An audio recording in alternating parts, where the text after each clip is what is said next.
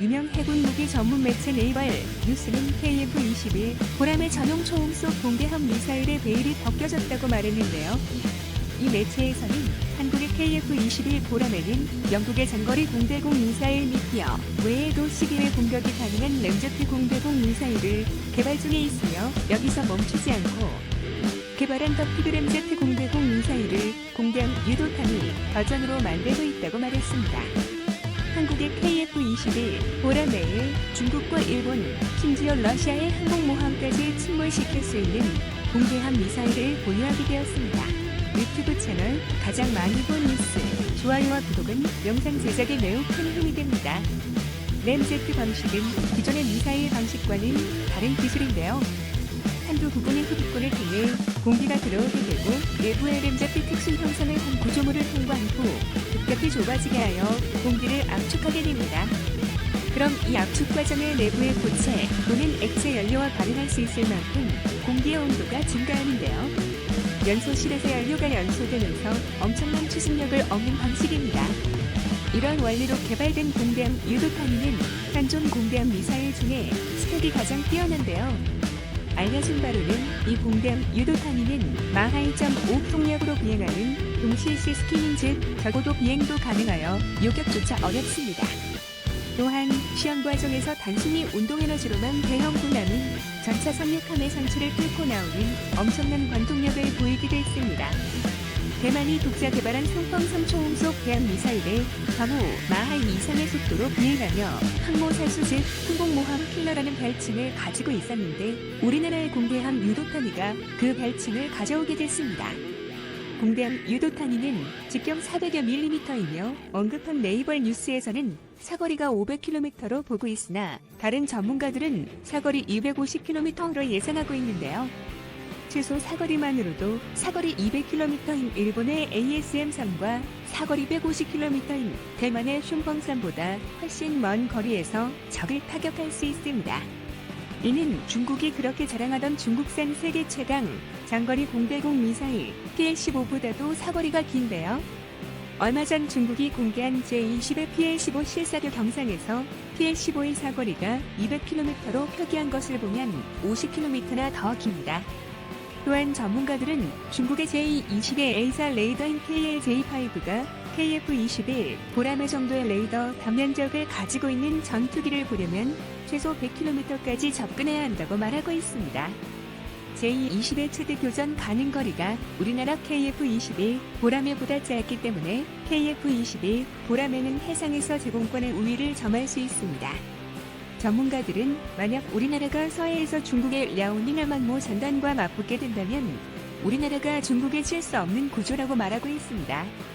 우리나라가 서해에 출현한 랴오닝함을 공격하기 위해 KF-21 보람회가 출격하면 중국도 대응하기 위해 본토에서 제20을 출격시킬 것인데요. 우선 KF-21 보람회가 공대함 유도탄위로 가장 걸리적거리는 랴오닝함을 250km 정도 거리에서 타격하고 시작해야 됩니다. 그러면 제20은 우선 PL-15의 최대 사거리가 200km라는 것을 감안하면 중국이 가동할 수 있는 표적 연동 시스템을 불가동해도 KF-21 보람의 공대함 유도탄위 공격전에는 PL-15 미사일로 공격할 수 없습니다. 이는 중국의 항모 호위 전력도 아무 대응 못하긴 마찬가지입니다. 마하 2.5의 속력과 저공 비행으로 요격 불가능한 공대함 유도탄위가 랴오닝함을 타격하고 자연스럽게 랴오닝함이 침몰될 것이며 제25 함재기들도 바다에 수장될 것이죠.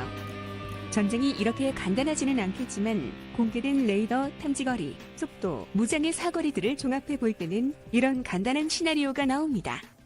2. 항모킬러 공대함 유도탄위는 순전히 우리나라 KF-21 보람의 전용으로 나올 것으로 예상됩니다. 전문가들은 공대함 유도탄위의 개발 배경에는 세 가지가 있다고 말하고 있습니다. 그 첫 번째는 초음속 공대함 미사일 개발을 하게 된 결정적 요소 중 하나가 KF-21 보람회라고 말하고 있습니다. KF-21 보람회는 국산 전투기이기 때문에 우리가 개발한 각종 미사일을 마음대로 장착할 수 있게 됐다는 것에서 우리 연구진에게 동기부여되어 국산 미사일 개발이 가능했다고 보고 있습니다. 그 배경에는 미국이 KF-21 보람의 타트용 미국제 AIM-120 공대공 미사일에 대한 EL 승인을 불허함에 있습니다. 이에 우리나라는 KF-21 보람의 미티어를 통합할 준비를 하게 되고 KF-21 보람의와 미티어의 체계 통합이 다행히 승인된 상태긴 했는데요.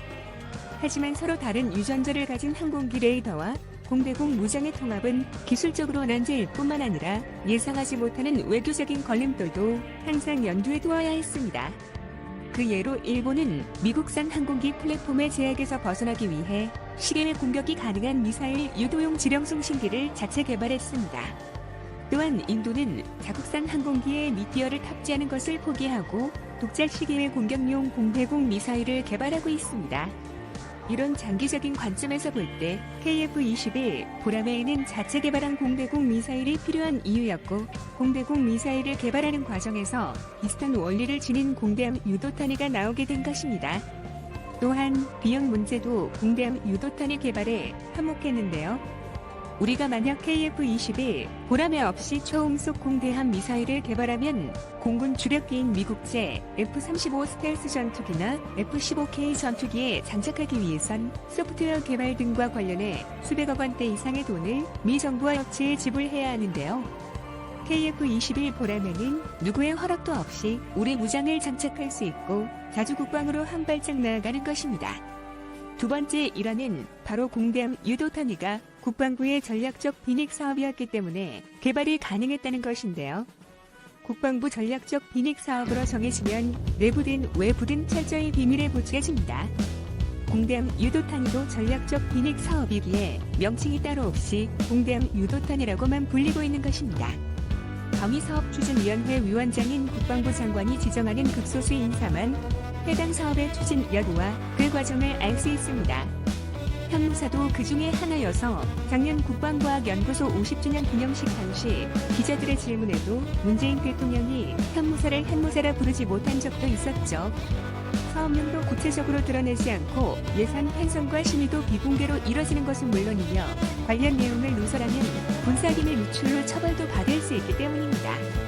그렇기 때문에 공대함 유도탄위는 전략적 비닉 사업으로 지정된 덕에 국회의 국정감사 및 예산 심의를 거치지 않을 수 있었는데요.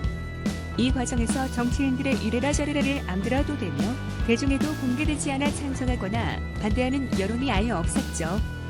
그렇기에 국방과학연구소는 마음 편히 미사일 개발에 매진할 수 있었습니다. 그리고 마지막 세 번째는 러시아의 기술 이전이었습니다.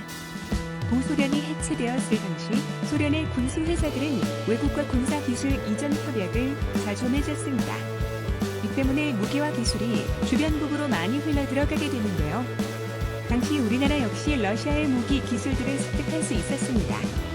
그중 하나가 바로 초음속 대함 미사일에 대한 기술이었는데요. 우리나라는 2005년부터 초음속 대함 미사일의 개발을 시작하여 2015년 개발 완료를 목표로 했었는데 그 개발 모델이 바로 세계 4대 초음속 대함 미사일인 러시아의 P-800 야훈트였습니다. 야훈트의 재원을 간단히 살펴보면 전장 9m, 전폭 0.7m, 무게 3톤, 속도 마하 2.5, 사거리 300km, 탄두 250kg 구폭탄두를 사용하며 고체 로켓 부스터와 램제트 추진을 병용하여 상당한 크기와 중량에도 엄청난 속도를 자랑합니다. 야훈트는 큰 덩치에 알맞게 굉장히 민첩한 기동을 보였는데요. 적이 방공망을 피할 수 있게 변칙점을 설정할 수 있는데 이는 우리나라 함대함 미사일 해전을 개발하는 데 도움이 됐습니다. 또한 야훈트 기술은 우리나라 공대함 유도탄의 램제트 기술에 기반이 되었고 다른 나라들이 이 기술을 개발하려면 몇십 년이 걸릴지 모르는 상황을 단시간에 줄였습니다. 이 초음속 대함 미사일 기술은 우리나라가 기술료와 자문료를 지불하고 기술회전이 이루어졌기 때문에 해외 수출 시 러시아의 눈치를 보지 않아도 되는데요. 여기에 우리나라의 반도체 기술과 정보 기술을 접목해 완전히 다른 우리 국산 램제트 미사일을 가질 수 있게 됐습니다. 현재에 이르러 국방과학연구소와 한국항공우주원은 초음속 미사일을 넘어 마하 5에서 7에 이르는 극초음속 미사일에 대한 연구도 진행 중인 것으로 알려졌습니다. 이 극초음속 미사일은 서울 상공에서 250km 떨어진 평양의 북한 지휘부를 향해 발사하면 1분 15초 만에 도달할 수 있고 엄청난 속도로 인해 북한의 방공망은 바보가 되어 대응도 못하게 됩니다. 그 파괴력 또한 평양 일대를 불바다로 만들 수 있는 위력을 가지고 있죠. 또한 우리나라의 극초음속 유도탄이 개발되면 미, 중, 러에 이어 세계 네 번째 개발국 반열에 오르게 되어 방위산업 업계에 엄청난 영향력을 끼칠 수 있습니다. 국산 램제트 기술은 미사일 개발에만 국한된 것이 아니라 우리나라의 명품 자주포 K9과 연계하여 엄청난 사거리를 자랑하는 램제트 탄두도 개발되고 있는데요. 우리나라의 포탄 제조업체인 풍산에서 램제트 탄두를 개발했으며 개발된 램제트 포탄의 사거리는 100km가 넘는 것으로 확인됐습니다.